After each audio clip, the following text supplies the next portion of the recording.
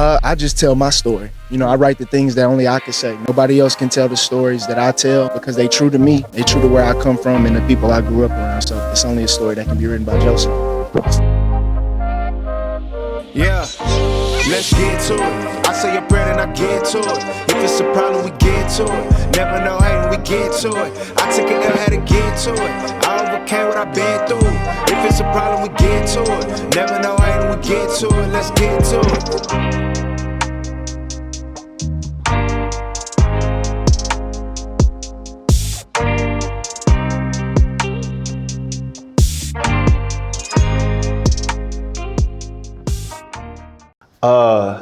Man, what a moment this is. I'm here with somebody who, for a lot of people, needs no introduction. But for those who don't know, this is the legend, Michael Jackson. Yes, sir. In the flesh, here in the city. Mike, I appreciate you so much for being here, bro. Oh, no problem. Appreciate Come you. on, man. Yes, sir. How you feeling? How you been?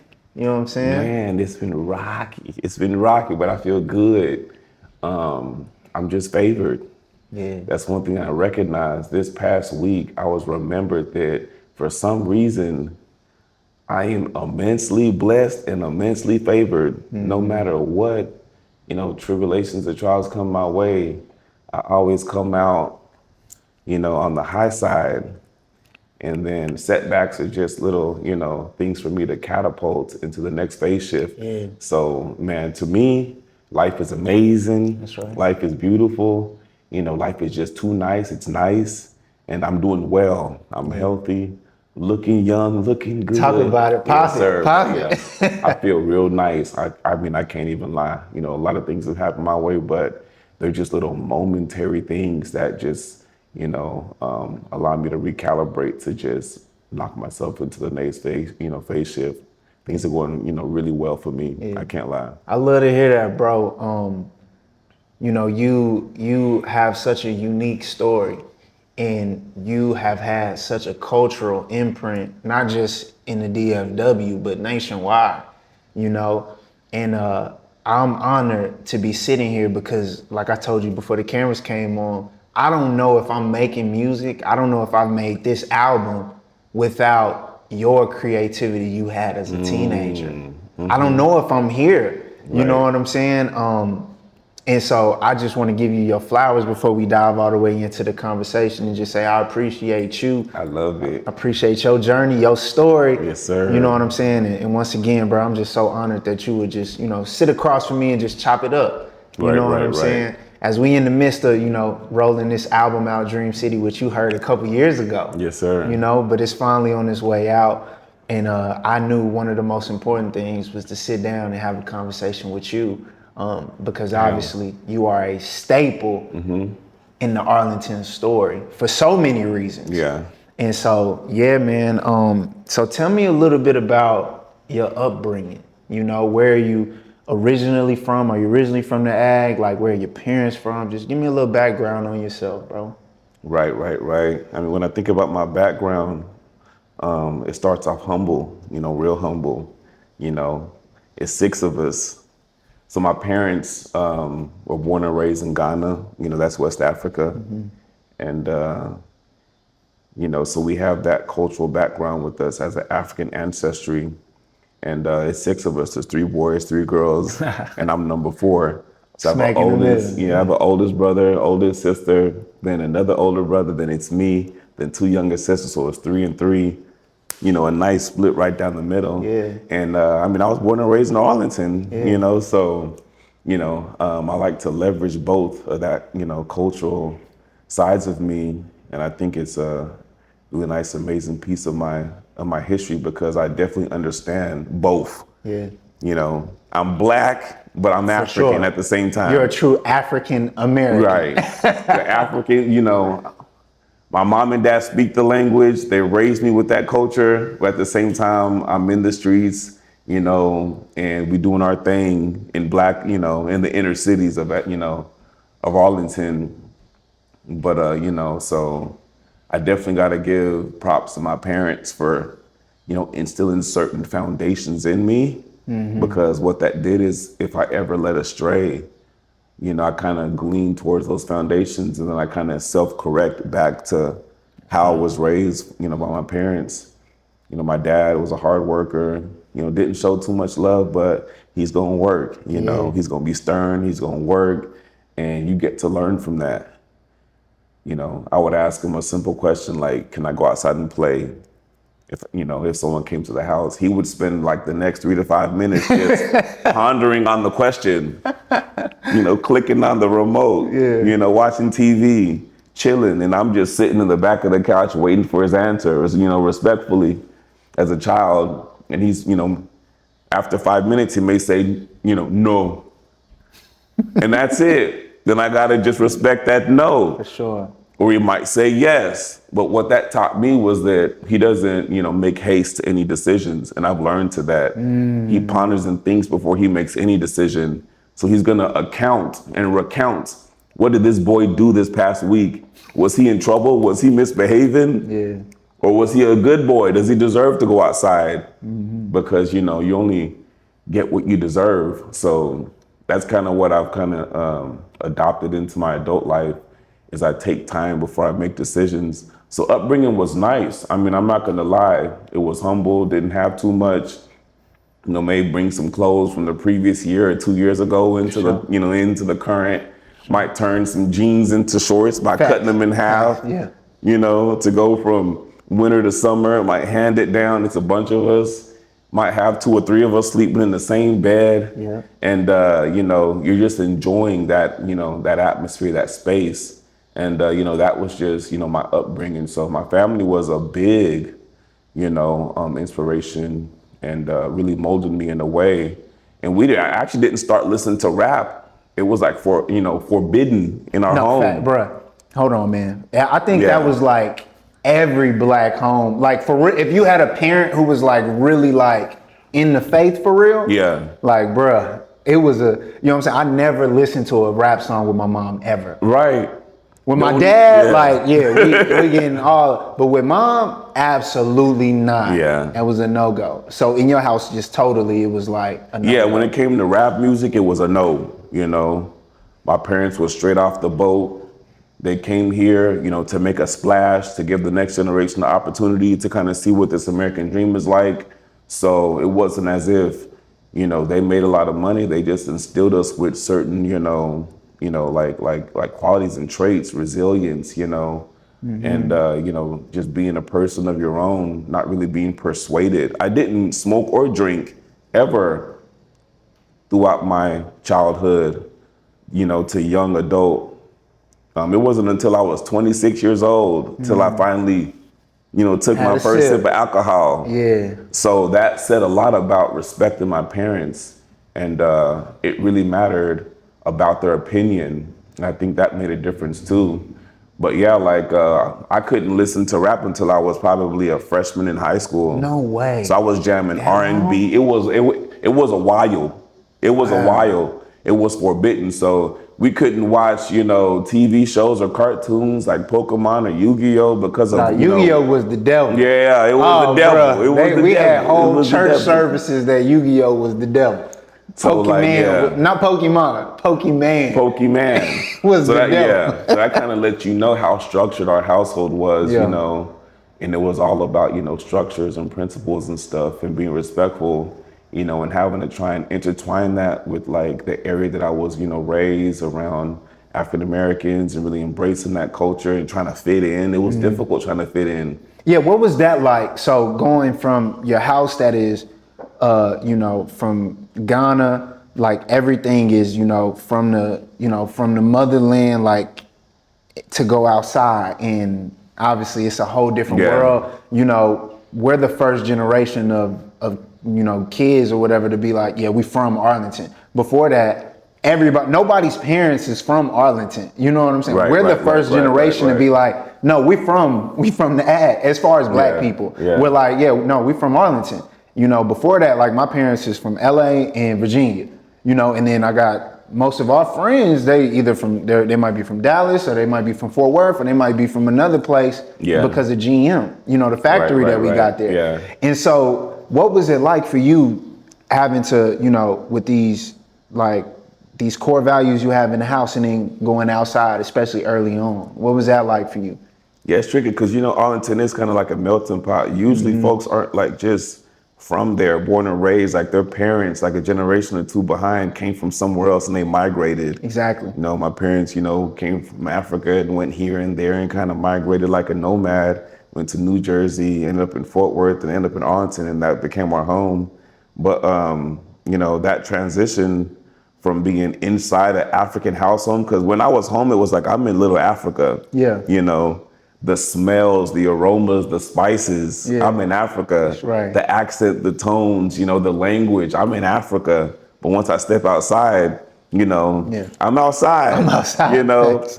I get to kind of code switch and kind of turn on that swag, and it was nice. And my parents really never knew what the hell I had going on. Right. Like most of our parents, we was really latchkey kids. Right. You know what I'm saying? Like my son, he ain't never had a house key for himself, but that was like, we all had house keys on our neck, because that was like, we were all latchkey kids, and we literally had our own completely separate lives outside. And so one of the things, Mike, that I think we all got to experience was just your creativity and your expression. Like, I remember seeing you dance first. Right. You know what I'm saying? Like, that's what I first knew you for, was Mike Jack, that dance.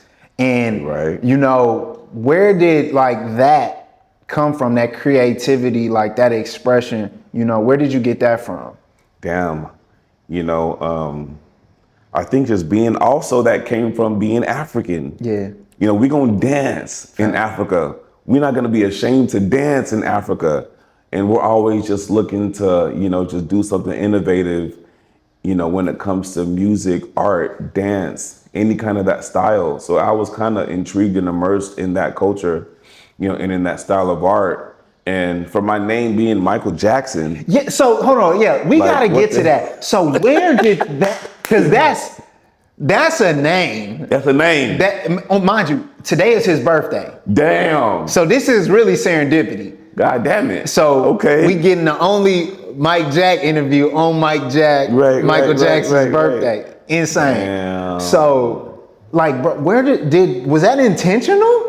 Like, because your parents didn't listen to, but at the same time, Michael is Michael Jackson. Right. Like, I mean, I think at that moment in time, Mike, he was an icon. Michael Jackson, like, everybody loved him in all households. Fact. But in my situation, the way I manifested with that name, Michael Jackson, was unique. So I mentioned I had a big family, and everyone, made it to the hospital. They was born, hooray. They got my dad's last name.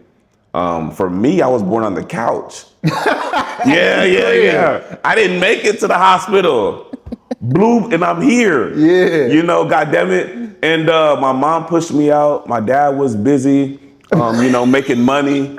So my mom had to call the, police, called the ambulance. They came, picked her up, took us to the hospital. And as, they rolled her in and me on the gurney, through the hallway, everyone just clapping, talking about miracle baby, because, she pushed me out on the couch. And I'm just like, I'm here. So because of that connection, that bond, and the method that I was delivered at home, my mom wanted to do something different for me. They knew that my first name was going to be Michael.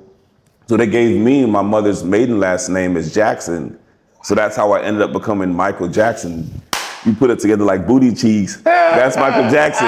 So that's how I manifested. Well, that's the story I was told. Right. At least. So, and really that name has really been, significant throughout my, young, childhood and adulthood.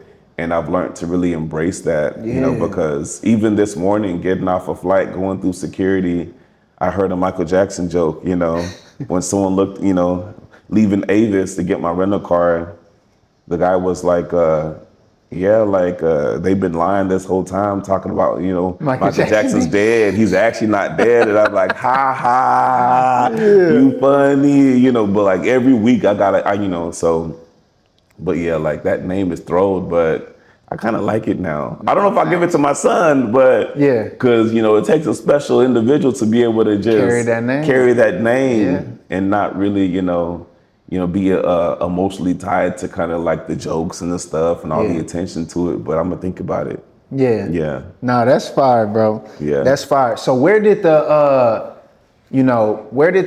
creativity kick in as far as like, when did you get your first camera? Like, you know what I'm saying? Because back then, bro, now, everybody has a camera, everybody does videos, everybody's making content. That wasn't a thing, early 2000s. Nobody had cameras. Yeah. Barely anybody had a computer, especially in black households. Like, you might know, maybe if your friend group 10 people, maybe 3 got computers. You know what I'm saying? And maybe 2 actually know what to do on the computers. Like, so where does where do you pick up your camera for the first time? That's an interesting question. Damn, when I think about it, I was always just someone that was just so thrilled with electronics, whether it's a computer, taking it apart, putting it back together, taking out the hard drive, driving down, the street to my homeboy's house and downloading music on it, coming back, chopping the school and music, selling, DVDs, selling mixtapes, selling, chopping screw albums. I was doing a lot in high school. I was selling music, selling mixtape, creating chopped and screwed music, selling those mixtapes. I was selling ink pens. I was selling rhinestone belts. I was selling ink. I was doing a lot. I was even selling, goddammit, Airhead Extremes. So when I walk in, goddamn me, that school, I got my backpack here. I got my box of shit that I'm selling. I'm hustling nonstop. I'm in class. What you need? You need, the strawberry flavor. Yeah, facts. You need the lime. What you got? I'm over here selling Airheads. I'm selling belts with rhinestones on it. I'm selling gel ink pens. I'm selling everything. And then I also got a big ass, CD case with I got Tupac and it's alphabetically ordered, A to Z, from the numbers to Z. And I'm selling bootleg music, albums. And which everybody was doing. Everybody was doing. You couldn't go to a barbershop and not find it. Right. So the camera was picked up probably really close to then because electronics was my thing. And probably like freshman no, not even freshman, probably, 8th grade, So I'm probably 13 by then. That's probably 2002, 2001. And I'm just infatuated with the camera. It was like a handheld Canon, like a Canon PowerShot. And I was amazed to have that, like a 12 megapixels, type of camera. And I'm recording, some trash type of, resolution with that, and then I upgraded and tried to keep upgrading. How did you upgrade through what you were selling at school? You was just taking it and flip the money. Okay, I'm gonna upgrade this. Take them, you know what I'm saying? Is that how you upgraded? Or? I definitely invested in myself. I would make money because I wasn't making money at home. I didn't get no allowance. Facts. We poor. I can't lie. We poor. Ain't no one get no allowance. We allowed to live here. Yeah, and if we did get an allowance, it probably for a couple of weeks. $5 a week for like 3 weeks, and then they realized we can't do that. It's 6 of them. It's 6 of y'all. That's 30 a week. So I, had to make some money. Just get some hot dogs with Skittles and Starburst when I'm going through school. Yeah. But I would kind of invest, and I would always be in tune with the latest, gadgets and stuff and resolutions. And so I had a camera, and I was just recording random stuff, just random stuff. It was never about fights. I'm at the pep rally. Yep. I'm outside. I'm at the track meet. I'm at a football game. I'm at a basketball game. I'm at the, YMCA. I'm at the Boys and Girls Club. I'm just trying to record something, and I keep it on me at all times, like a phone. Yeah. And I'm always just quick with it. Boom, and I'm recording. And then I was infatuated with that, and then I realized I just had so much footage of just recording stuff in the city I'm like, damn, what am I gonna do with this stuff? It's on my mom's computer because I'm at home, and I just have like a database filled with just stuff. Before databases and before people was having hard drives and Right. iClouds. That's so crazy, Yeah, bro. no cloud, no nothing. A big heavy hard drive that if you shake it too hard, It's cooked. it's rendered useless, you know? So I've had hard drives that I had some valuable stuff on there. I'm trying to transport it. I don't know. I'm on a bike, you know, going to my homeboy house so I can, cause he had, you know, high-speed internet, and he had, I think it was High-speed internet. like, I think it had like LimeWire or Yeah. Kazaa, and could download music Napster. and Napster and stuff. Yeah. And I'd kind of get the music from him. Then I'd ride home, and then I'd download the music, and then I'd chop and screw it, and I'd get to school. So this was you know, it was a system of things that happened. And yeah, so the camera started that early, and I was just recording stuff. I didn't know what I was intending to do with. I just recognized I recorded a lot of fights in that moment. Out of all the other, you know, I'm recording. It's women that are hanging out the car. They shaking their ass. They on top of cars. So Teenage shit. Just teenage shit. Teenage shit. We Yeah. enjoying ourselves. That's it, bro. Just having a good time. Yes, sir. And then, I mean, folks just kept always wanting to see the latest footage. They wanted Yeah. to see, hey, so-and-so and so-and-so had a fight, you know. I want to see that, you know, how did it turn out? And I'm like, you can come to my house and I'll show it to you. You know, I got it. It's on, you know, it's on my mom's computer. Come, you know, come to the crib and I'm gonna show you. Yeah. And then that's kind of what started everything. Folks coming to my mom's house, watching, you know, fights. Oh, snap, that's what really happened. Going back and telling everybody. And I'm just like, this was kind of stressful, just having to find, you know, moments when my mom's not home, so kids can come to the house. Oh, that's a whole nother. That's a whole nother stress. Yeah. I want y'all to come, but can't nobody be here when mom gets Right. She can't know the operation. She can't know what's happening. Yeah, that's a different level of so stress. So there was a lot going on, and folks just really came to me because they knew Mike Jack is that dude that always just captures the fights in this school or that school. I would travel to different schools. Just if I heard the fights happening, I'm gonna be there, or I'm gonna send someone that got a camera of mine to record and just to capture it. I didn't know what I was gonna do with it. Yeah. I just wanted footage. You literally are a documentarian at that point. Right. I looked at myself like a goddamn like a storm catcher. Oh, I that's really looked crazy. at myself like someone that records like tornadoes. These are naturally occurring events. I have a device that can capture these events. Wow. And there's nothing wrong with that. I'm just capturing events. It's natural. Yeah. Nothing is staged. Nothing is, coerced. Nothing. Facts. None of that. Facts. But the law enforcement, thought otherwise and saw otherwise. But that's really how it started. So before we go there, like, let's just talk about the energy that was taking place in the city. So before, it was really just you capturing what's going on in the city, but there was an energy that was already brewing for a bunch of different reasons, right? So we have two places that are cultural hubs for the DFW at the same time. We have Venice Beach and we have the stadium that have become these cultural hubs in a way to where it's like, okay, Dallas is Dallas, Fort Worth is Fort Worth, but what's our identity? We didn't have an identity. Y'all gave us an identity. Y'all's generation gave us that identity, whether it was for me, I play basketball. So hoopers like B Fields. Hoopers like, I forget my man's name that went to Bowie too. He ended up going to Boise State. He could hoop, he was cold. But him, Moses, Moses E. Humby, folks said make it out. And they gave, for basketball, they gave us an identity, right? Steph, Moutier, they gave us okay, Evan, all these people gave us a basketball identity in the Agg. And then we also started to have a music identity with what DigiNorm, aka Norm T at the time was doing. So he was giving us a musical identity at the same time. So all of this is developing while also the gangster stuff is starting to develop. You can't forget about Hollywood when it came to That's what I was gonna say. B-Ham. Eclipse, B-Ham, YT, G-Money, That's all fact. them boys. Yeah. And they were really making a splash and significant and making some moves in the city. Yeah. Most definitely. Yes, So sir. tell me what that energy, because I'm a couple years behind you. So tell me what that energy felt like at that time, as it's like all of these things are happening, bubbling at the same time in the city.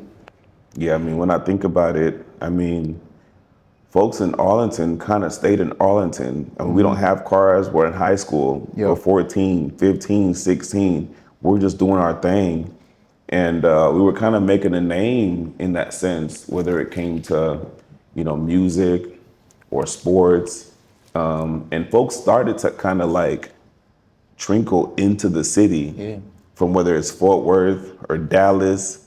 Folks will come to Arlington, cause some mischief Yep. and get their ass up out of there. So Arlington was kind of getting a rap as this dangerous place to be in. But us folks that were born and raised in Arlington, we're like, damn, we're not really doing too much. It's folks from Oak Cliff, it's folks from Stop Six, it's folks from all these different places coming in, causing mischief and then like disappearing, and like we're having to deal with that. But I mean, it was significant. I mean, when it came to like the stadium and all these different things, and the dance culture was significant there, and the YMCA and the Boys and Girls Club, folks would definitely come to Arlington to turn up and have fun. Women were there, and I was recording at the same time, and it was kind of getting out. And folks would come in and they would kind of like what they saw, the energy, and they loved it, and they would kind of stay and would make it a point to always come back to the city. And we would just, have a lot of fun. No folks from Dallas would come in often. Every weekend. And enjoy bro. every weekend. During the summer. And I know some folks now, specifically like Big B.I.G. I'm not sure if you're familiar, but he ended up getting with the Young Money squad and Chris Brown squad, and he's out there doing his thing and ended up getting wrapped up in the charges with Chris Brown and stuff. But like he was on the fight tape. He, came out there. So he ended up in that squad, in that camp. B.I.G., my homeboy Flo, that's his cousin. And so really folks just started respecting Arlington, loving Arlington, coming out to Arlington, and it was a place they wanted to be. And I was in the middle of everything, just recording, and I made a name just from that because I recognized that was mostly the footage that I had. Yeah. Just folks just, trying to get their scratch, trying to get even. Yeah, facts. And it was all just real, and I just wanted to capture that that history. Did you see a future for yourself with the camera at that time? Was that like something you was like, you know what, this, like Mike Jack, the director, filmmaker, was that like a thing for you at that time? Or were you just like, I don't know, man, I'm just having fun? Like, I'm not gonna lie, like to be honest, that camera kind of was my focus. I no longer cared about school. I was brilliant, but I never really applied myself because I'm getting phone calls every day. Every weekend, folks are expecting me to be on the scene. the scene, club, which is what we called it. Yeah, be on the scene. Yeah. At this club, at this party, at this, event. And it was addicting. Facts. My parents want me to get good grades, but I don't give a damn about no grades no more because I'm popular. It's that pool, that man, I'm popular, and I'm just, yes, sir. And that really gets a hold of you. When you're trying to fit in, you're popular and you're known for something, you want to kind of hone in on that and kind of take it with its range. So I didn't care about making A's and B's no more. I did enough to pass, but I was focused on that camera. I needed to be where the footage is at and just capture that. And, I started to see myself as maybe I could be a director. I didn't know what I was going to do with it, but I just wanted to get the footage. And that's kind of what happened. Fight or flight. Call Mike Jack, tell him get the tape right. All right, so we here at the legendary, the Point, aka Parkland Point. Damn, it's crazy. Townhome apartments. This is a legendary space for the South Side and just for the Agg, for real. What do you remember about being here? You know what I'm saying? This was kind of the Mecca in a lot of ways. Right, like this was just the cool spot, the chill spot.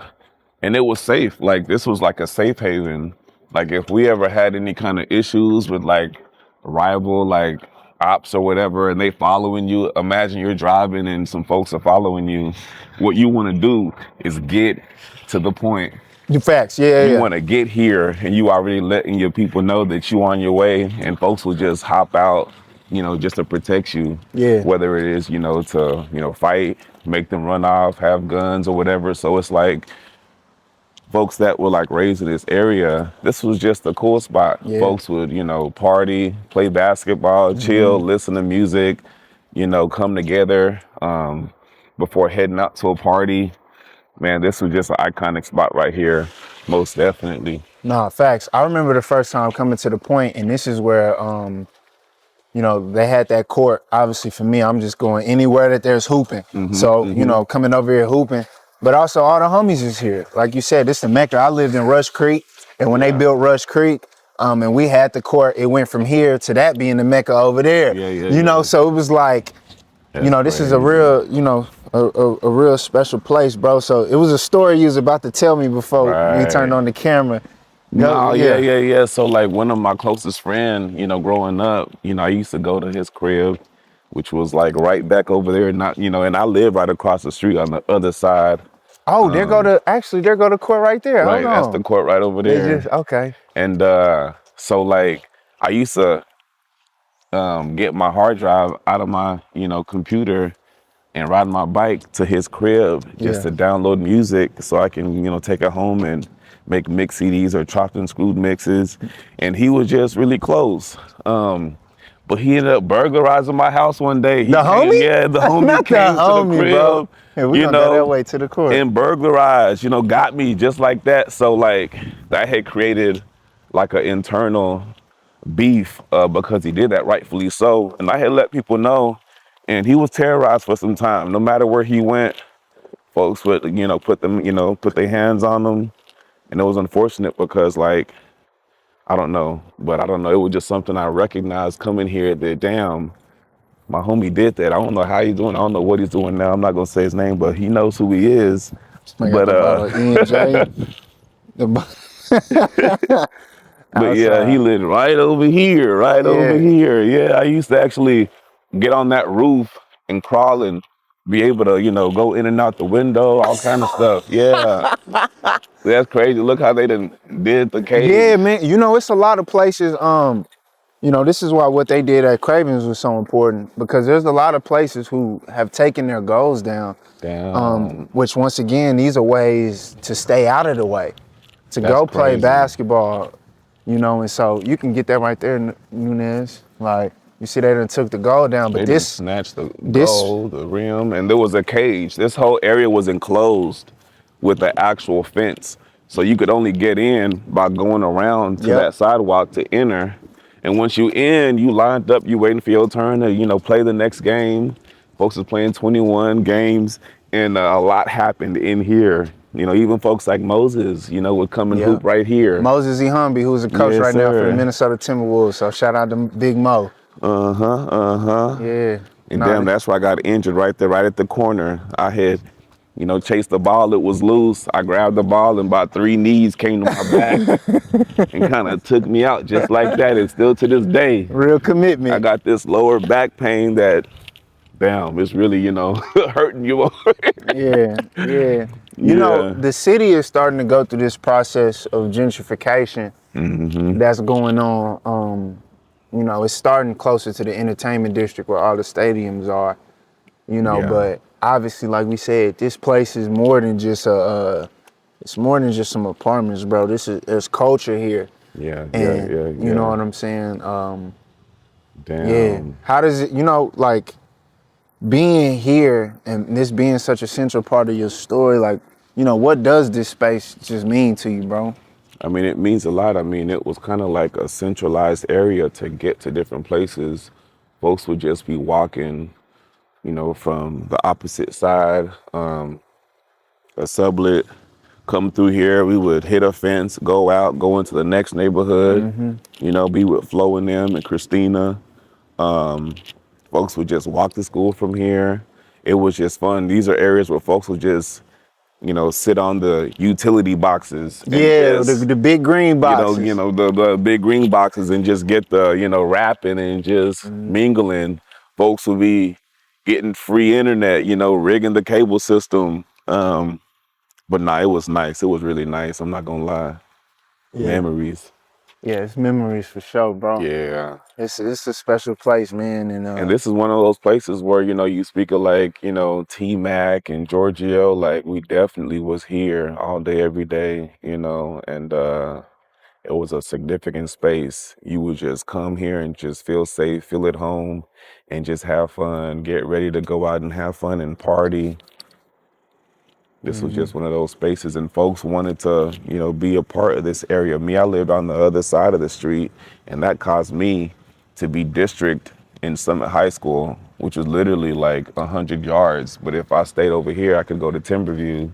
So for me, my senior year, I had finagled the system to use a different address to be able to go to Timberview, but I knew that if I got caught one day, I'm gonna get kicked out, and I did get kicked out. I did get caught, I had did some stuff on the pep rally they said I shouldn't do, and they did some research and found out somebody snitched that Mike Jack don't actually supposed to be here. And they brought me to the office and they're like, yeah, we realize you don't actually live in this district. You gotta go take your ass back to Summit High School. And I'm like, damn, because that was a pretty popping high school. Yeah. It was fresh, it was new, technology was there, and it was just a really nice scene. And then I had to go to Summit, and then I ended up leaving to go to Seguin and graduated from there. But like, this was just one of those places like you wanted to kind of be involved because it gave you access to be around the boys, the girls, the folks that you kind of grew up with, because Timberview was new and they just drew the line, and now you're gonna be, segregated and separated from folks that you want to actually be around. Yeah.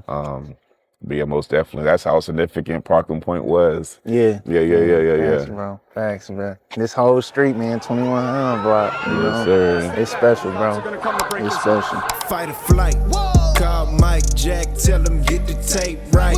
We back online, it's about to turn the demons out tonight. Pulled up for the hoes, now we on a different vibe. Wrote a check with your mouth, now you gotta pay the price. I'm all out of words, tell old buddy catch streets. Ain't no jumping in, it's one-on-one, you and me. Nigga think it's sweet, but I still give a 2-piece. If he wanna double back, they know exactly where we be. Like, hearing that, obviously there's some nuances in the song that only us from the city are gonna catch. Right.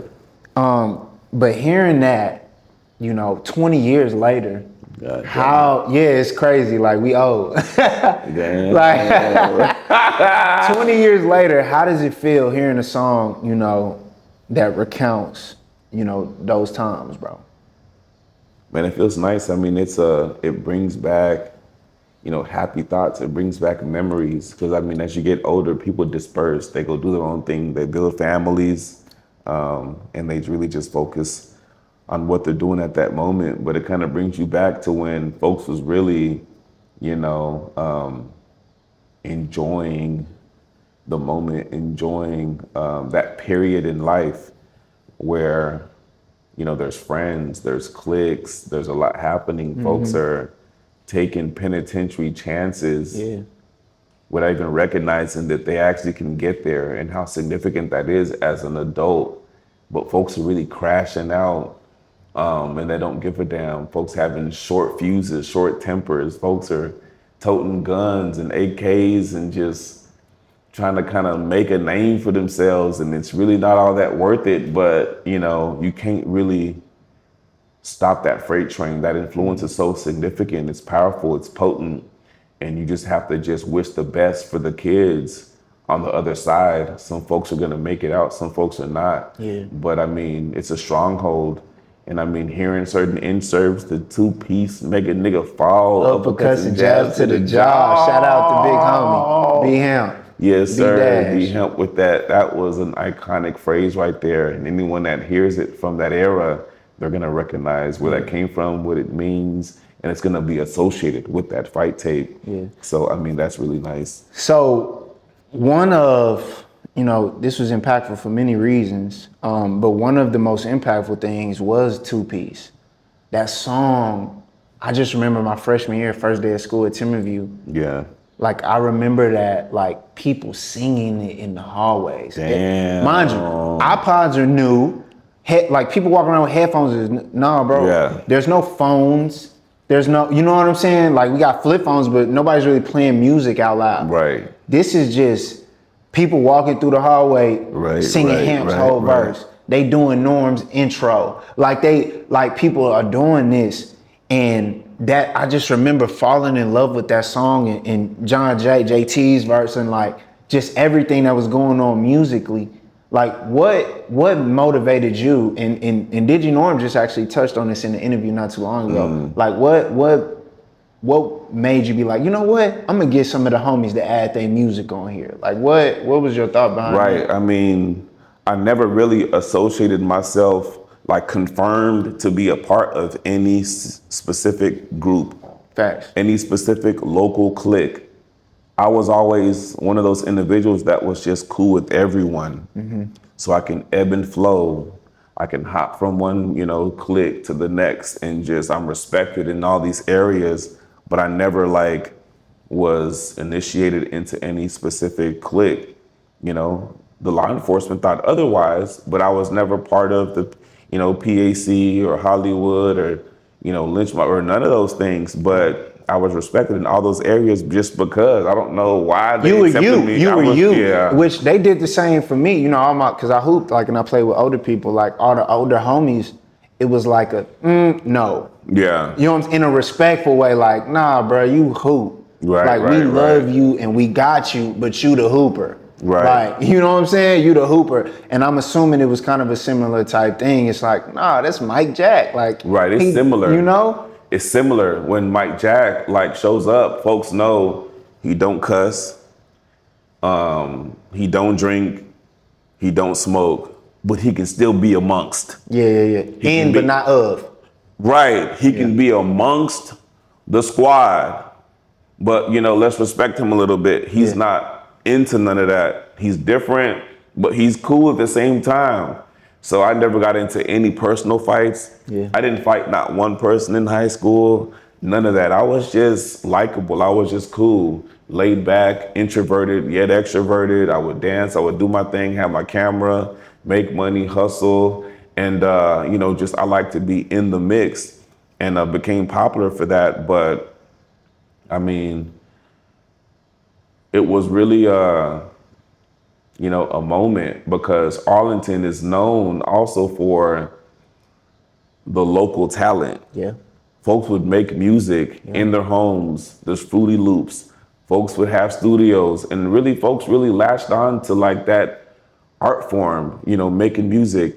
And I fell in love with it. And I fell in love with a lot of the local artists, and I wanted to support them in anyhow, whether it's trying to support someone managing someone, or since I had that platform with the fight tape, I wanted to make sure that I kind of incorporated music into the transitions in between fights, and that was something that was really, a necessary thing that I wanted to incorporate into the fights, was because who knows how far it went, and I wanted the world, as far as it got to. Unfortunately, it was kind of, halted and chopped down with the law enforcement, but right. I wanted them to know how nice Arlington music is. Yeah. The beats are nice, folks are talented, lyrically, they're nice, and I kind of wanted to share that to the world. And with the platform that I had, for that moment, I wanted to kind of incorporate, to kind of, expose the music scene that was in Arlington. Yeah, and you did that. It was really a launch pad.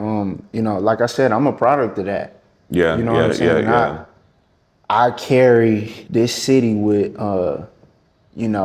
anybody who know me, they know how passionate I am about the Agg. Right. That's what's up. The way y'all carried it, Yeah. And so I feel a duty to carry it in that same way. Bro, how were you able to mass produce this as a teenager? I don't know how many you sold. I just know our city, which is not a small city. Right. It's small in comparison to Dallas and Fort Worth, but it's still a top 25 size city in America. 300,000, Like, you know what I'm saying? Everybody everybody had one. Yeah. How were you able to mass produce, and how did it break out of the walls of the Agg? Right. I mean, I wasn't focused on school not too much at that moment. Like, it was booming and banging. Like, it ain't nothing wrong. So I wasn't really too focused on school. So I would kind of, at lunchtime, I'm going from Timberview to Seguin, or lunchtime I'm going to Summit. I'm just going to different schools. I'm going to Bowie, I'm going to Sam, and I'm just trying to I'm catching footage. I'm getting kicked out by security. I'm getting banned from all kind of places. I got banned from the mall just because. I got banned from restaurants. I got treated, in a certain way just because of the traction. But I mean, the demand was there, and I wanted to supply, wanted to make money at the same time. I mean, I'm a teenager, but I would invest in myself.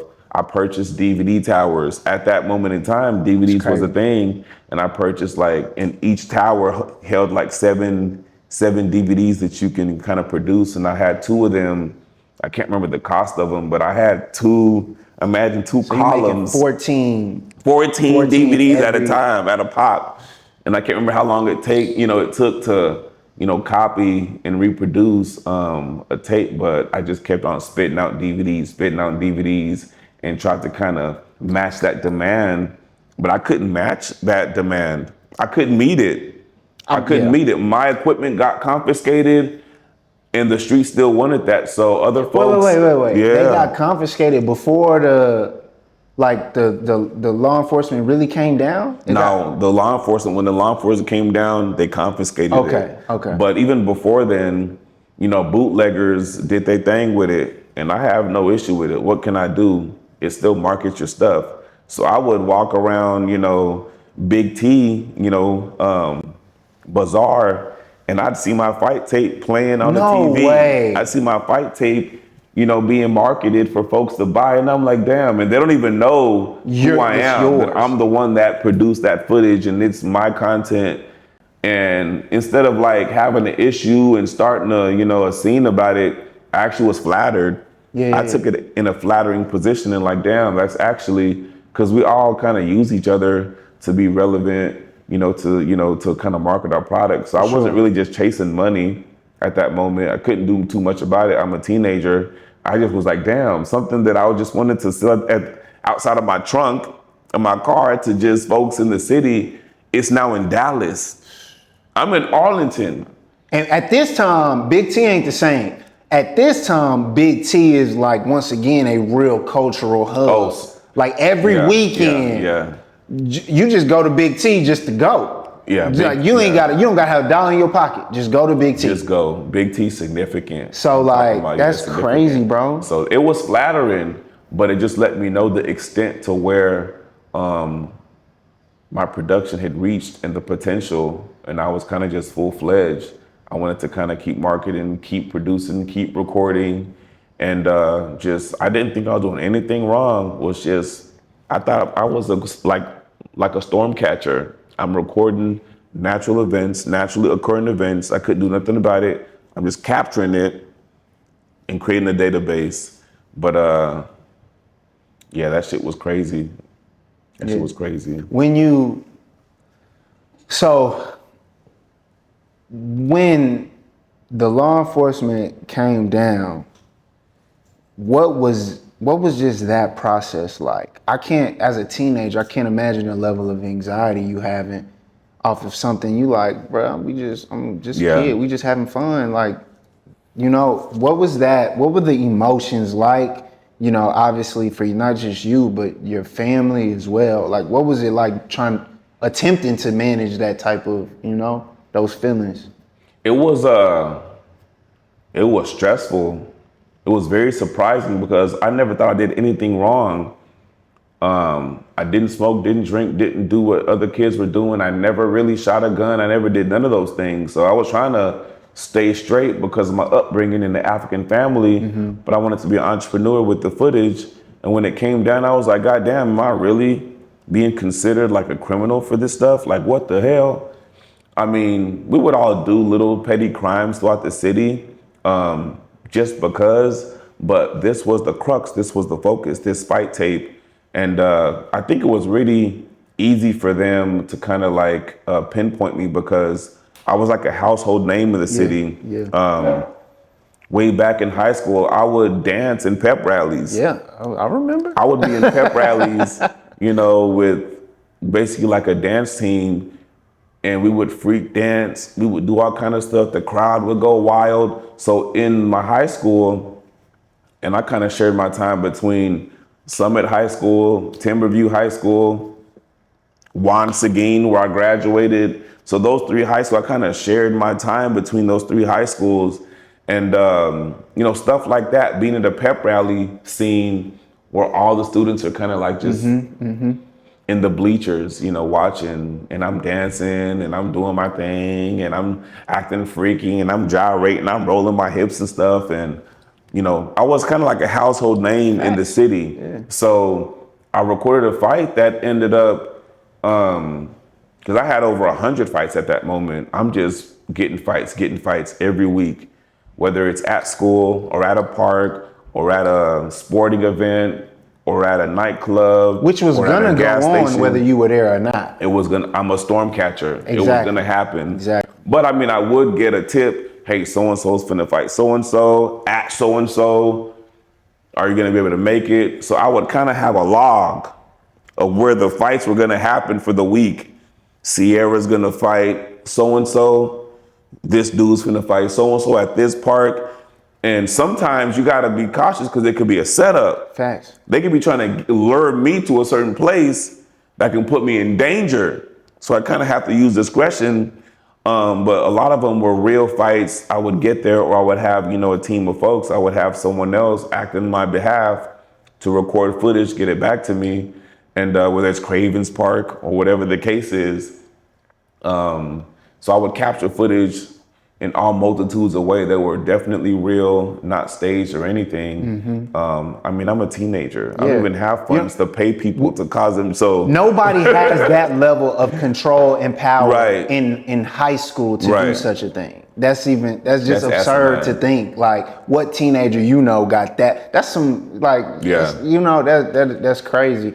But coming from high school, I was popular, but whenever I recorded one specific footage after 100 fights that I've recorded, one person got paralyzed from the neck down.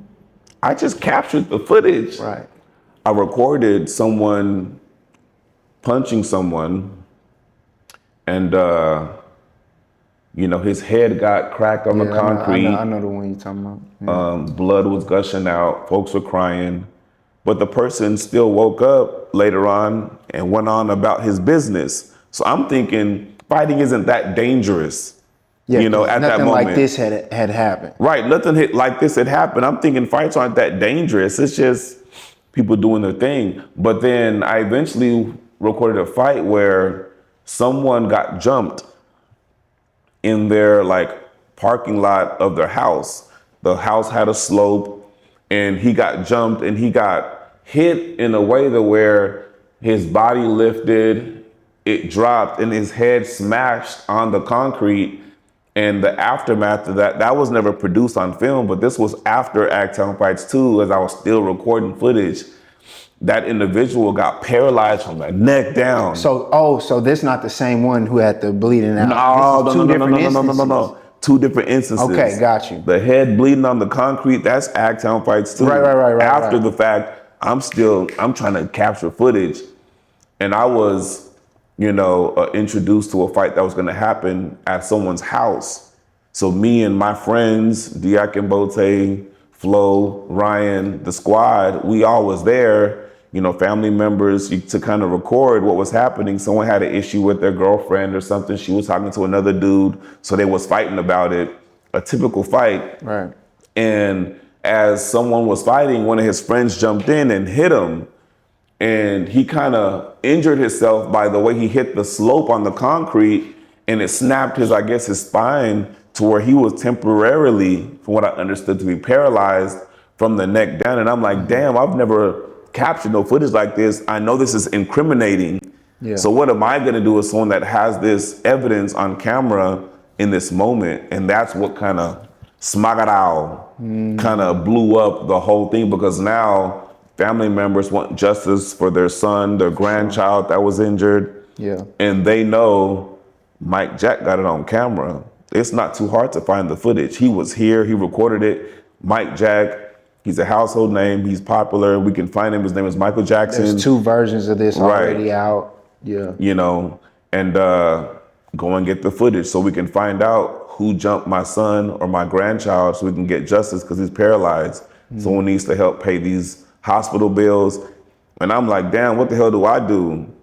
Do I incriminate? Yeah, that's Or a do crazy I, space you to be know, or do I act oblivious? And, you know, do I incriminate to stay free? So I'm just confused because I never wanted to be a hated person to see that I'm likable. Yeah. I'm able to, you know, mix and mingle with all crowds, but I know that this footage is going to incriminate someone to get locked up because this assault caused them to get paralyzed, and this footage as a slam dunk case. So that took place. And what I wanted to do was let me go back to this person's family's home to explain my involvement, to let them know I had no involvement. I'm just here to, you know, to record.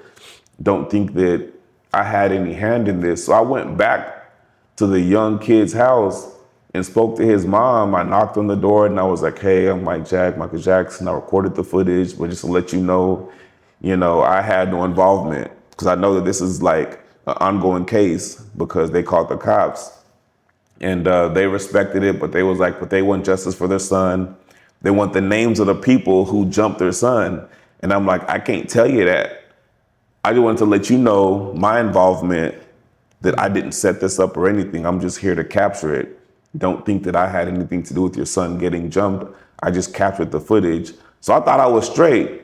And then bam, that's when the swarm of law enforcement came to my mom's house because my name was, provided as someone that has the evidence to convict and expose the ones who, did this assault. And I couldn't do nothing at that moment besides, sit back. They had a warrant. So that means they already had authorization from the higher ups to go in with the evidence they had to get my DVD towers, all my camcorders, anything that can harbor footage, media. They took that. And I had no equipment anymore, so I couldn't record fights no more. But I was pompous, I was like the Kanye West. You couldn't tell me shit. I'm popular, I'm this and that. As most teenagers would do at Yeah, that time. I talk to myself in third person. Facts. Mike Jack gonna do this. You can't woo to Mike Jack. I spoke in the third person. Yeah. Like my ego was inflated at that moment. And that's how I talked to law enforcement in those days because I thought I was innocent. Like, this is a slam dunk. What are you harassing me for? You're gonna find the footage. It's on my computer. I can help you find it. Why do you need to take all this equipment? They said, let us do our job, blah, blah, blah. And 3 months later, they told me that, they found what they were looking for, the fight that I recorded. And I was like, yeah, bring my stuff, back home. I'm ready to get back to work, not knowing they was coming to make sure I was home to make sure they can now arrest me because they've created charges. And I'm like, damn, you finna arrest me? The storm catcher, the natural event, I'm just recording, natural occurring events. And they had just conspired and just created a whole situation out of that. Yeah. I always say, bro, when we, anytime I'm talking to people and, Agg Town Fights gets brought up, I always say, if Mike Jack would have been white, they would have sent him to film school. Yeah. They would have sent you to film school. But because you was black, you were an entrepreneur, you obviously showed promise. They did what they did.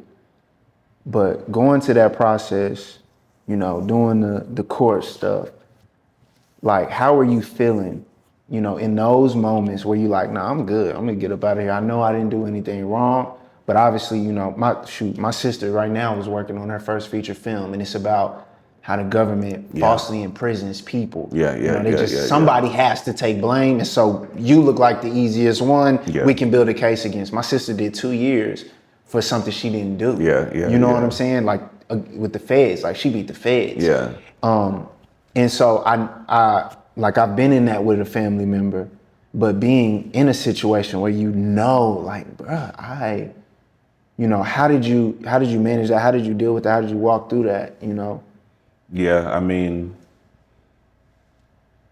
initially, I'm thinking justice will be served. And justice means that what's right is right, what's wrong is wrong, the truth will prevail. If you had no involvement, you'll be vindicated. So I'm trusting the system, I'm trusting the process, even though I'm getting charged with these heinous crimes, 1st-degree felonies. I'm thinking there's no way in hell I'm going to jail for this because I didn't do nothing. That's my thought process. But as time went on, I'm starting to recognize there's different influences that can cause you to still get locked up for something that you actually didn't do. And people don't give a damn. They just need that conviction rate. Yeah. They need that conviction rate to be able to market that. So was this state or was this Fed? This was state. Okay. Yeah, Tarrant County. This was definitely state. But I mean, I was pompous. I mean, I thought, everything's gonna prevail. I ain't do nothing. Organized crime. I didn't organize no damn crime. I didn't stage nothing. There's nothing to worry about.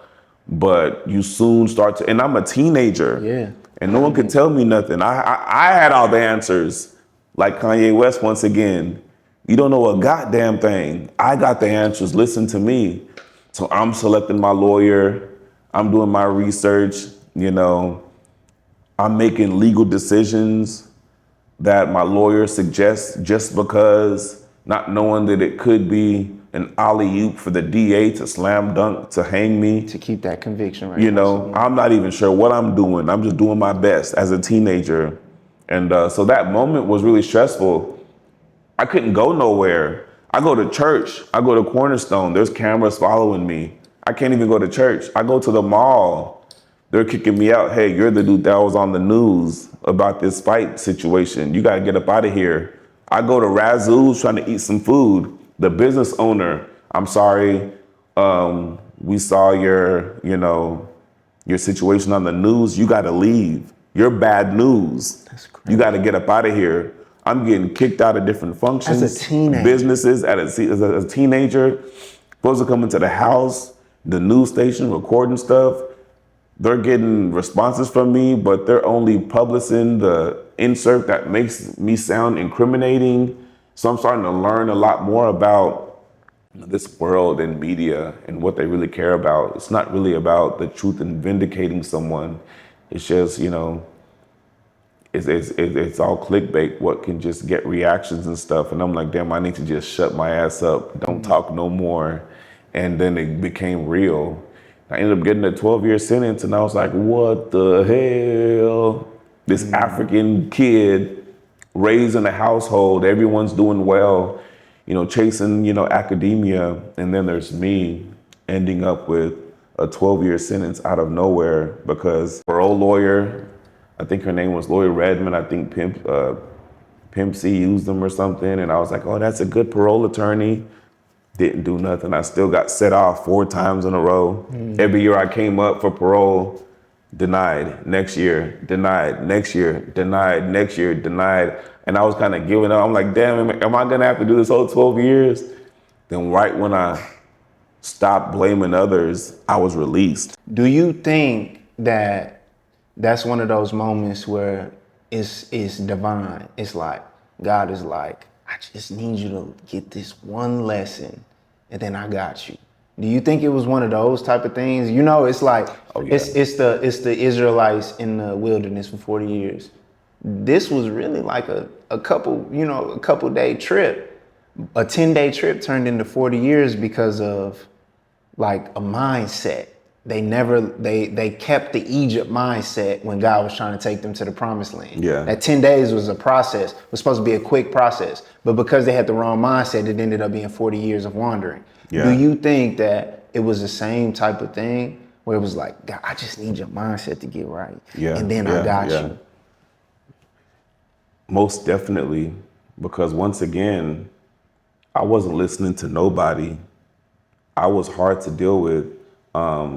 I spoke to myself in third person and I was just unbearable. I mean, I had sexual encounters with over 100 women still in high school just because of the popularity, and like nothing could really stop me. Nothing was really gonna sink in to change the course because what I was doing was in the avenue of something that could be considered negative. So I feel like, I had to be sat down for me to make those changes mentally on my own.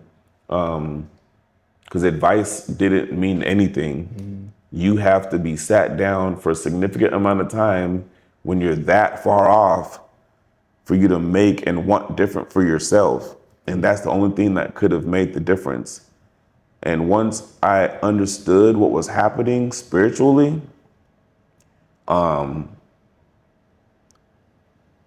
just been favored nonstop. Yeah, I was gonna come back to that statement yeah. you said at the beginning, bro. You led with that, and that can only come from somebody who has been on the other side of when God does this. Yeah. You know what I'm saying? Yeah, like I know what that is. Yeah. Like from just in my marriage and not stewarding my marriage the way I was supposed to. I was young, nobody could tell me nothing. I got married at 20, and God was like, and pulled the hand off. And you know, I go through a process of dying to self that once that process was done, it's like, okay, boom. You know, now we can get to where we supposed to be going. Right. You know, and so man, I just like you are an example of God's favor in the good and in the bad, you know, and just God's faithfulness through it all. How much did your faith play a role? Like, obviously we see the shirt, like, yes, I do believe in God. Sir. You know what I'm saying? But that's something you grew up in, and obviously you maintain those morals in some, you know, capacity during your youth as well. How much did that play a factor, like, in just that whole process? Yeah.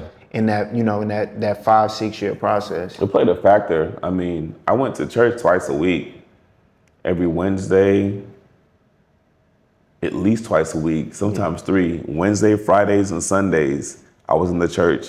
Halloween, I'm in church. New Year's, I'm in church. So that made an impact. I didn't really like it as a kid because I'm like, oh, my friends are able to do this and have fun. But in the household, it's like, it's improper. It's not right. You know, just understand. I wasn't trying to understand, but it does make a difference. So faith started off young for me, and being inundated in that community, you know, twice and thrice a week.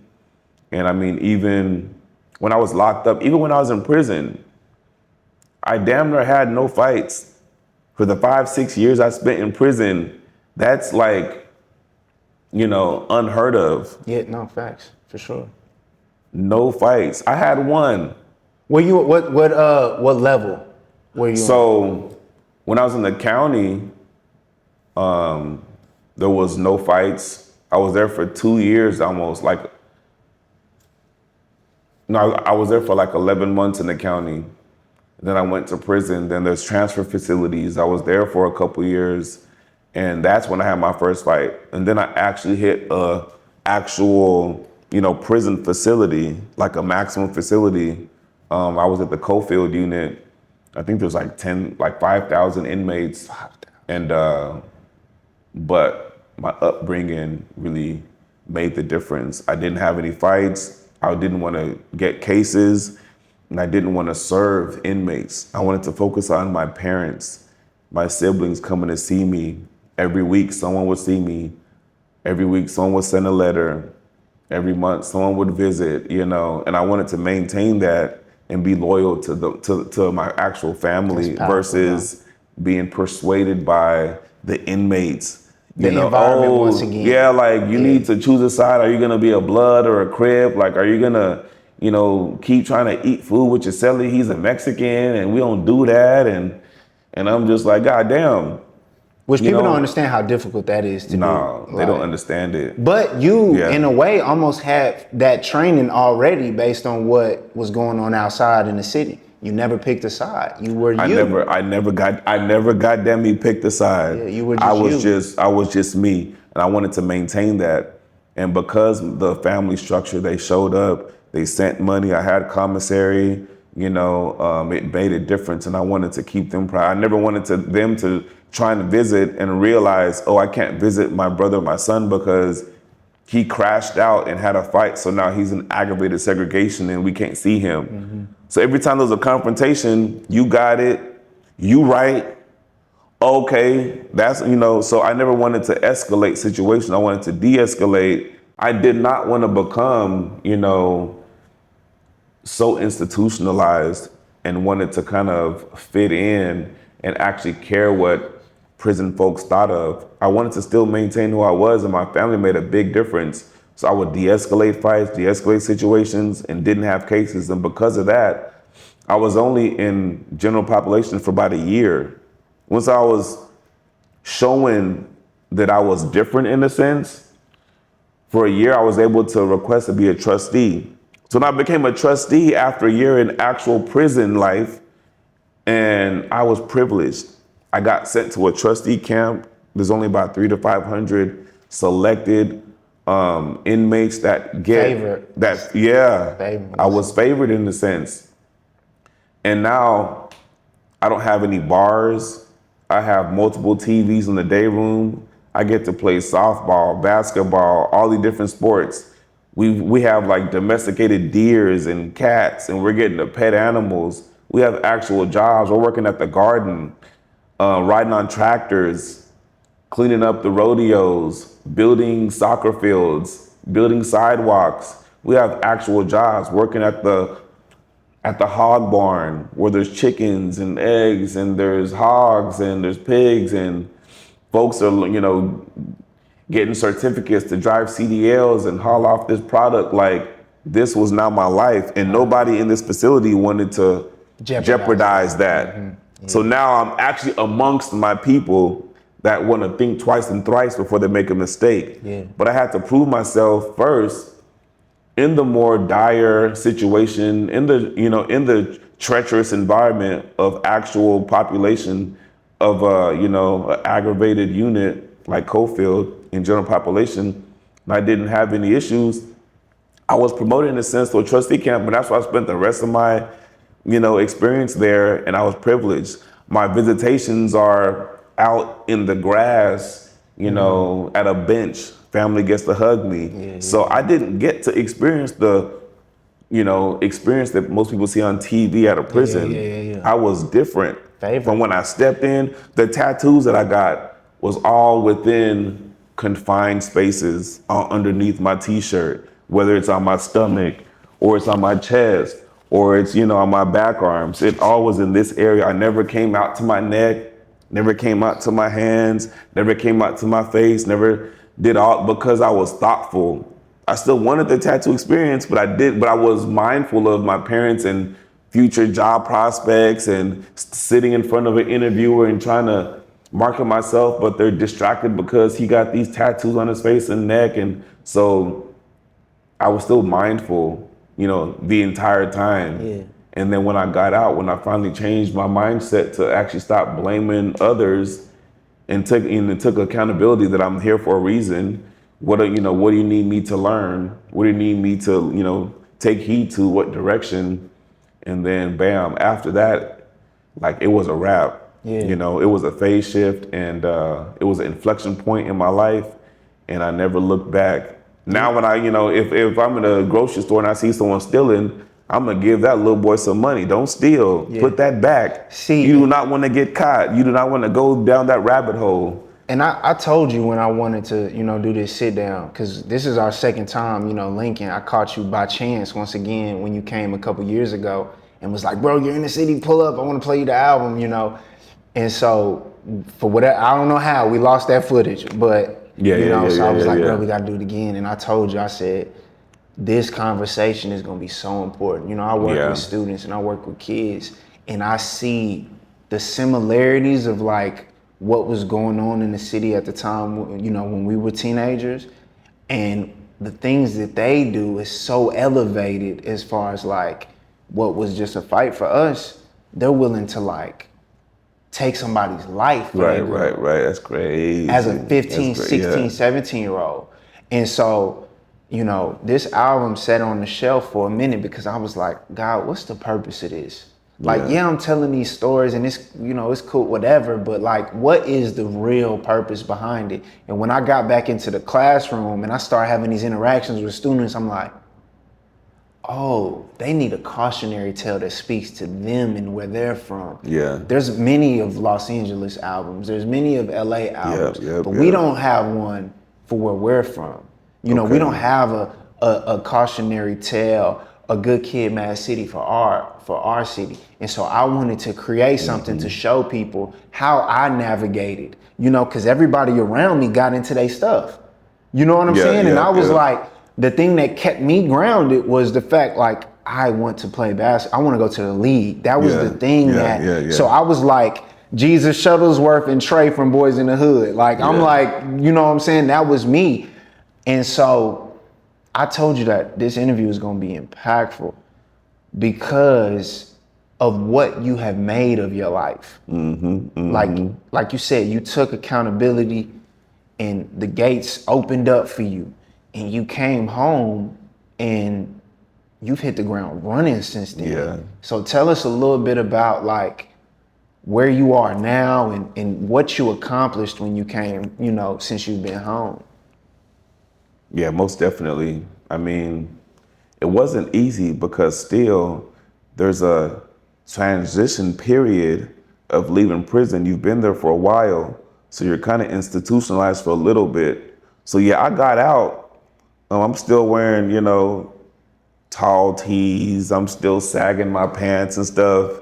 And I thought that was normal still. What year did you come out? What year did you come out? I went in like 2007. I got out in 2012. You went in 2007? Yeah, I got out in like 2012, May. And I'm like, you know, I don't know what I want to do. I know I want to make over six figures. Because to me, I still kind of in the back of my mind, I'm like, I want to stick it to the people who wanted to see me fail. And who are those people? I don't really know. If it's, you know, that is they. It's they. Whoever they is, it was them. Whoever they is. Yeah. And whoever they is, they probably don't want to see me having a strong credit profile. They don't want to see me with, you know, strong educational, you know, accomplishments. They don't want to see me with, you know, properties and acquiring things and accomplishing things. So like whoever they are, I'm going to do this for you, you know, to bring shame upon you, which inadvertently also is a positive to myself because I get to now attract those kind of people in my life that I want to be around and surround myself with. And I'm going to be not only brilliantly mentally, but I have accomplished things that can show that I did spend time to kind of, you know, expose the actual brilliance within me. So when I got out, I mean, I was sagging and stuff. I wanted to just go to the oil fields and make some money quick and just invest into like production again and start directing or something. So you did want to go back into film? I did kind of wanted to, but I wanted to kind of like redirect it from fights to like maybe, you know, film, like short film or music videos or something, because I feel like that was my talent. Even when I was locked up, I wrote music. I have a whole booklet of like over 60 different songs, like actual rap songs and R&B, like writing and stuff. And the prison friends in the moment, associates, wanted me to get out and pursue that because they wanted to hear the music. But my family, when I got out, they was like, nah, hell nah. Like you're actually like talented, you're brilliant, you're smart. You just never had the opportunity to apply yourself because you was always on the go. Every weekend you're at a club, you're at this, that, recording fights. You know, now's the opportunity to tap back into education and see what you can do because you always made decent grades even though you was busy. And I'm like, you know what? Damn, do I have to? And my family was like, we'll cut your ass off. If you don't listen to us, we will cut your ass off. Right. We're telling you, just go to school, figure something out. We'll buy you a cell phone. We'll get you some clothes. We'll give you a roof to stay in. So you don't have to worry about those things that makes it difficult to focus and pursue something like education. Just apply yourself. Was your family still in Arlington or had they moved somewhere? No, they're still not, like half isn't, like most is in Arlington still. My sister went to Tyler. She's about to be in Houston. So I started off, I came out and I'm like, all right, I guess. I got this thick ass booklet of just music. I'm like, I'm supposed to drop this song, you know, Boonoply, and I'm supposed to drop, you know, Smash My Guitar. Like I had songs that I wanted to kind of drop as like smash hits, I had thought of like the music, the like shows, what it looks like, buying like wooden guitars and smashing it on stage and stuff. And Yeah. but I thought that it would be more impactful if I just focused as a Black individual who could make an impact to the youth in the inner city. Let me try and focus on the brilliant side, my academic side, since I never really got to tap into that. My peers are all older now. They have like families and stuff. So no one's calling me like, hey, show up at this club, whatever, come record this. So I just went into community college and just wanted to get an associate's and see what my GPA could be. And before I actually got locked up, I had a 1.7 GPA. My shit was low. And I had that from, I think it's TCC, Tarrant County Community College. And I was like, damn, that's not good. And I just went to school and I started getting A's. And that became like my high. Yeah. I only wanted A's now. No partying, no clubs, no friends. All I want is to read books, read my goddamn books, my textbooks, and make A's. And that's what I started doing. It was like sex to me. Getting an A, the anticipation of getting the A was like ejaculating, was like sex. So I didn't want to do nothing else. I cut off sports, no more watching the footballs on Sundays, none of that. I looked at all that as inhibitors for me to, as a felon, to one day potentially get an engineering job or something. And I didn't know what to do, but I ended up doing research. What can a felon do? Okay, I can't work with medicine. I can't become a doctor. I can't become a lawyer. I can't become a politician. Really? Right. You got a felony. You need a you have to be certified, get, actual like certifications, and those boards won't, give it to you because you have a felony on your record as a lawyer, as a doctor and stuff. So I was like, okay, what is this thing called engineering? Oh, it's one of the most difficult courses. Only 30% of folks, graduate as a freshman.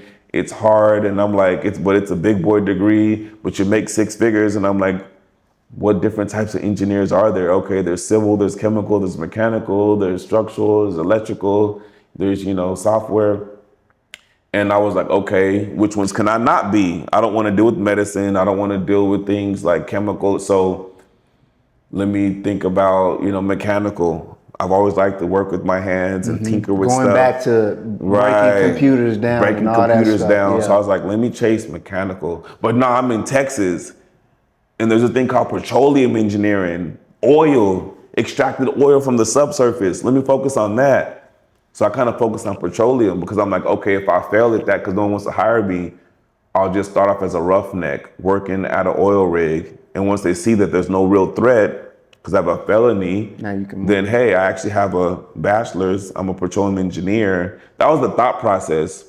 No one's ever done this before. Going even like, bro, it is so crazy how everything from your past, it's all sick, and that's how God work, bro. Yeah. It be so cyclical. All the information that you need about your purpose and where you're supposed to be going, it all comes back to like those things that you were just doing out of love, out of curiosity. You know what I'm saying? So, yeah, bro, that's fire.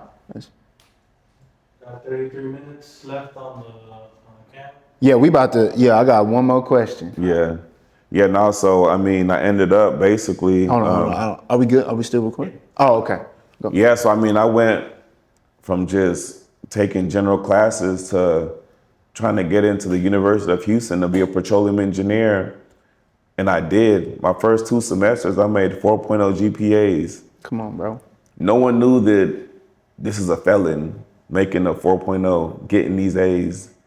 I cut everything out, no parties, no friends, no sports, no nothing. Just focused on just trying to get this degree. And then I started getting scholarships, $5,000 scholarships, $12,000 scholarships.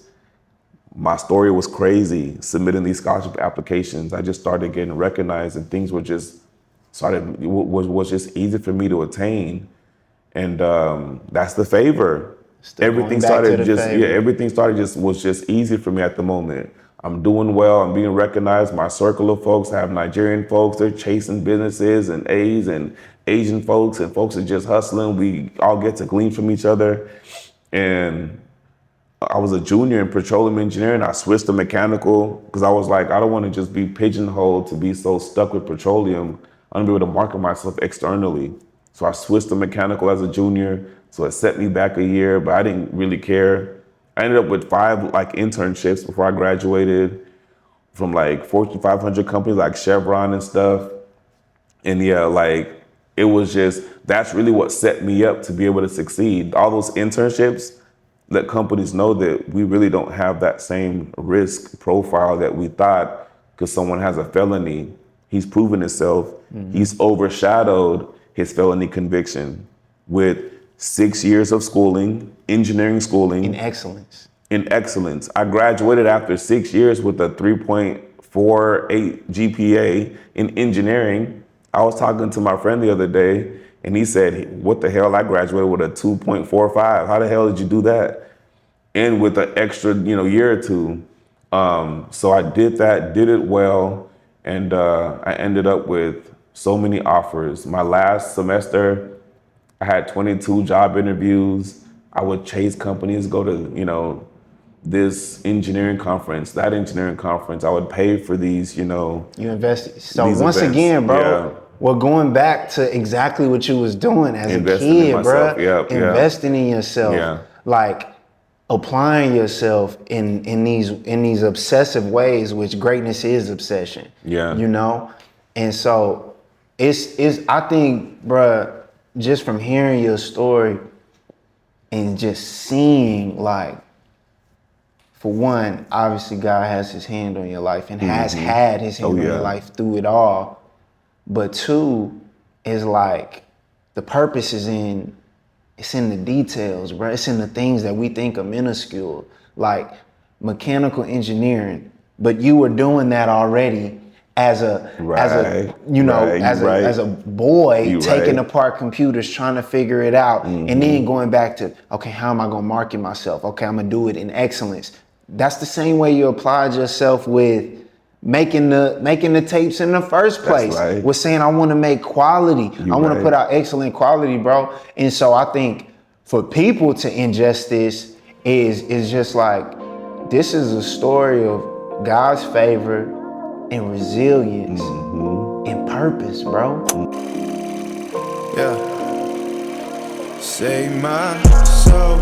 I wanted to bring us to a place that is probably most synonymous with that time period. And that's the McDonald's right here off of Sublet and Matlock. Right, you know what I'm saying? Where probably the most iconic scene that was on the fight tape happened, How does it feel to just be back here? Obviously, it looks completely different. Yeah. How does it feel to be back up in? I mean, it's nostalgic, but it feels good. I mean, one thing I noticed is folks are having a good time. Folks are getting some food to eat, and it looks like they're safe. Which is important. But at the same time, it's like, damn, we was tripping because back in the day when we kind of frequented this spot, it wasn't that safe. It wasn't. Yeah. It wasn't safe at all. Like, this was a place we would congregate. Yeah. We would meet up before we head out, to the next function. And, it kind of got dangerous. Folks is outside running across the street, is shooting across the street. And you wouldn't even think in a city like this that stuff like that happens. So now that I'm here, I feel like, damn, earlier, like just literally across the street, it was nighttime, like 9 p.m. Me and some close friends pulled up, to witness and partake in the fight. And it probably was UTG that we pulled up on. And I was just recording once again. And they had us running because they pulled out a 12-gauge shotgun and started shooting. And we got back to my mom's crib having to pull out buckshots out of our skin, and it was crazy. So it kind of let us know that, like, damn, it's dangerous out here. It ain't really just swinging and fighting no more. So we got to be careful. And so to be alive on the other side, it's just humbling. It's humbling because anybody can kill. It takes a couple pounds of pressure. And Bruh, that couple pounds of pressure, bro, to change everything. And that's so, and it was you know, you talk about nature versus nurture, right? The environment's pull versus like maybe the pull of your house or, you know, whatever. And if you didn't have something that was stronger than the pull of outside, it was inevitable that you would get caught up in, you know, because there's fame that comes with that. Like I say a line in the song Fight Tape, I gotta bleed them for respect. Like, you know what I'm saying? This is what it costs when you talk out your neck. This is what it costs when you ride for the set. Like, this is what it is. Like, if I want a name, there's something I have to do to get that name. And I got a homie, and I won't say his name on cam until I'm able to sit with him and we'll talk about it. But we were freshmen together. And I remember us coming into high school and both of us were kind of like stars in what we did, right? So I was the star, like young freshman. I was the first freshman to play varsity at Timothy, and then he was like the star freshman gang member, like for real, bro. Like, you know what I'm saying? And he like had legendary moments of like just standing on business, standing his ground, doing you know, doing his stuff. And I remember he was just as talented athletically. But that pool was so strong, bro. It was so strong outside. And I remember weekend one of us being in school, like, you know, first day of school is this riots, this fights, it's all this stuff. And I remember that first weekend, like I went off to a tournament and bro went off to the functions and he came back and it was, now he had a legit name and he couldn't do anything no more in the city without there being like, I was just like, oh, this is crazy. Like it had got to that point where like there, you know, if you had, and you know, you had a name. So it was like, you couldn't go places without everybody knowing. Your face was like, that was real popular. That's not internet popularity. That was real like. Like I was mentioning on my way up here when I would just see certain iconic places, it was like, damn, you know, when things got hot with the case and everything, I couldn't even go to church. There's cameras following me in there. I'm getting kicked out of spots. And then it was crazy. I'm like, I'm waking up just to leave the day, leaving the house, and it's cameras across the street just to capture where I'm going. And I'm like, damn, I'm just a teenager. What the hell is going on? Folks is following me, and that fame was overwhelming. And you know, it was crazy because who would have thought it would have ended up, you know, getting to that magnitude just from just folks capturing footage in their city. That's about it. And now that I look back, it's like, I would think that there was nothing wrong with it, but it really did cause folks to want to engage in criminal activities so I can capture it. Because of the fame, that pool. Right, because of the fight tape. Folks want to try and get on the fight tape now. I even had folks threatening me like, hey, bro, like, I better get on that fight tape. And I'm like, damn, like, what's going on? So folks wanted me to come and capture footage so that they could get on the next series, on the next volume. And I'm like, what is, you know, what's going on? It's supposed to be, you know, but like, it became a thing, and that could cause folks to want, you know, to misbehave because they're trying to get on the fight tape, which is negative stuff. So it's crazy. The influence. Like it was lit and it was crazy. It wasn't safe though. It wasn't safe. You know, it's funny. Tom gives you two things: perspective, and it facilitates change, right? So, you know, after talking through your whole journey and then coming back to a place like this, where is your perspective at with just everything that you've endured, and also like where you want to see our city progress, you know, our youth progress, especially in the state of everything that they dealing with nowadays, you know? That was the beginning of the internet days. Now it's like they literally live on the internet, you know? So what do you think, bro?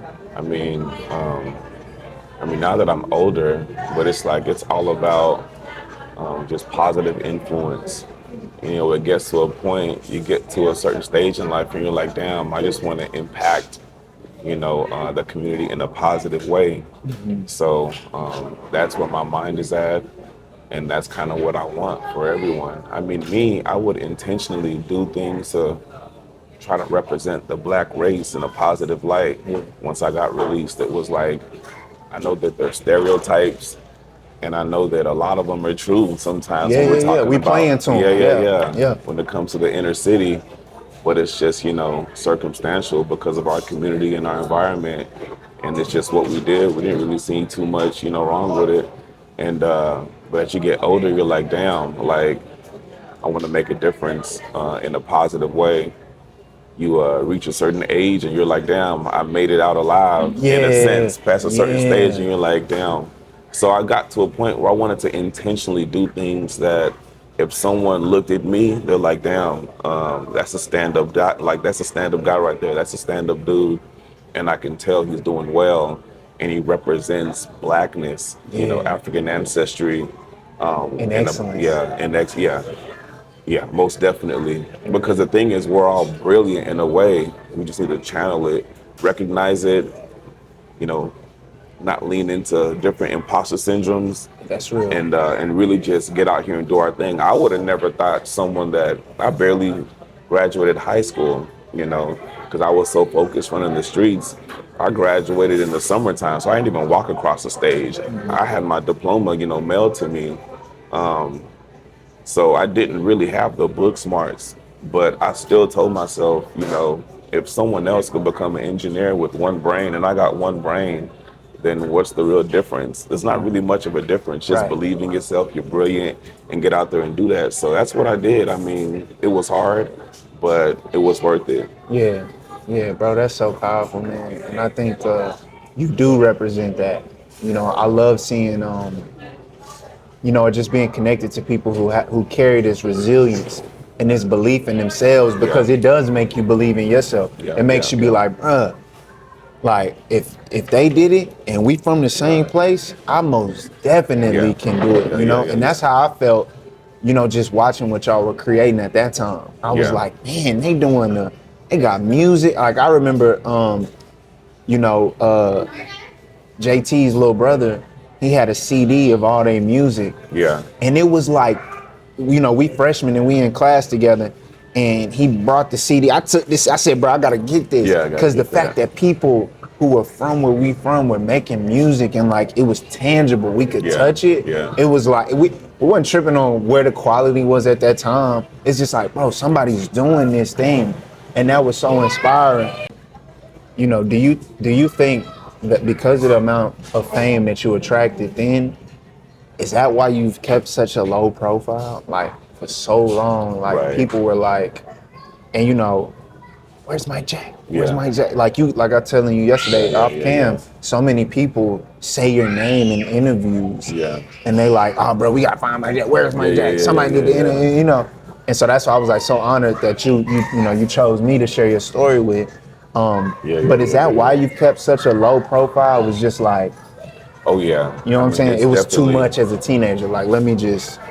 It was a lot as a teenager. And like, believe it or not, even though I was, you know, outside and always in the mix, you know, I'm in a pep rally, you know, dancing in front of the whole school.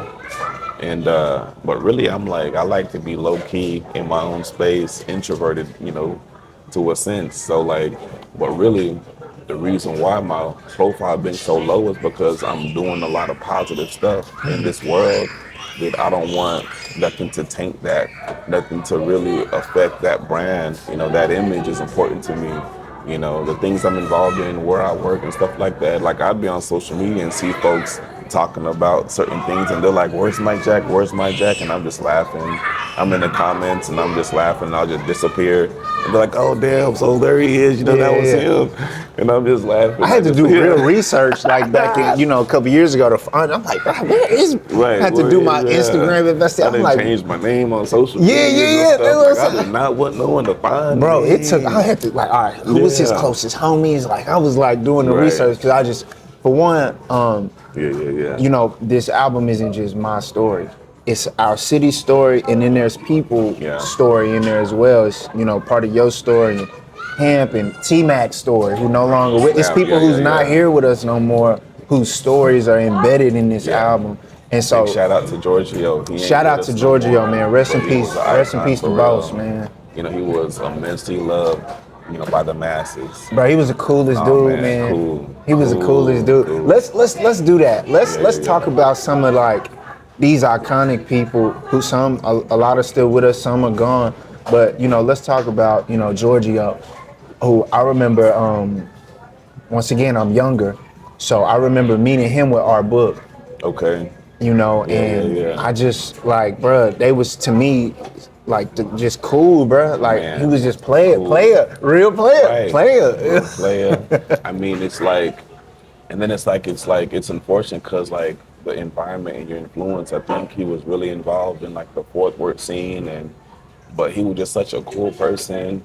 I mean, he would laugh, he would dance, he would fight. Actually, he's not even trying to shoot nobody. He just relaxed. He had a family, and and every time I saw him, he's like, "Hey, Mike Jack, do a dance move. I done told my homeboy about you. Do that move you did that one day." And I'm like, "Chill, I ain't trying to dance right now." I remember when I got locked up, I was in the county and I saw Giorgio and he was like, "Hey, Mike Jack, I told them about you. Do that dance." I'm like, "I'm not trying to dance in jail. Not in here. Not in here." He's like, "Man, come on, man." So he was just that kind of guy. Like he was well respected, in all areas. And man, we miss him a lot. Yeah. Women, men, everyone just loved him. He was a great dad, bro. Infectious. He would just bring smiles to folks' faces. Great dad too. So that was a big blow. Yeah. A big blow.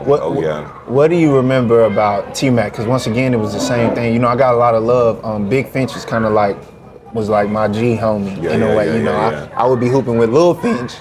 But Big Fish kind of really was like, nah, this little bro, and so that was kind of my introduction to the whole. Man, it's similar too.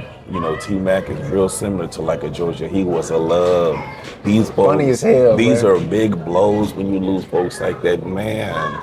He would be funny. He would just be in the mix and just laid back, and wasn't afraid to fight. And at the same time, like he would just play a laid back, and everyone loved him. Everyone loved them. So, and it's real similar. I think about it. T-Mac, Georgia, all them folks, they were just loved immensely. They were, bro. I want to show you something, and we'll clip it in here. Okay. But I want to show you this, and just tell me how you feel seeing and hearing this. Let me find it real quick, bro. Yeah. Because this, I think, is one of the most prized possessions that I think we have on the internet of somebody during that time. And so just tell me how you feel watching this. PAC is going to be a movement. When boys, you see that shit? That shit just like, whoa, all the time, my nigga. It's Deuce 100 G's. You know what I'm saying? It's PAC boys. You know what I'm saying? That's players at the cash. And our niggas are all blessed by God. He's in the back. Nah, it didn't look like him. Okay. Oh, it might be Alafuz, yeah. That might be Alafuz. Okay. But when you see that and you hear him say, it's players after cash, it's Deuce 100Z, and all my niggas is blessed by God. That's how I end the album with T-Mac's voice saying that. My niggas is blessed by God. Yeah, I mean, one thing you can recognize is folks really loved, their friends. They was really kind of just in tune, and they would ride for their people.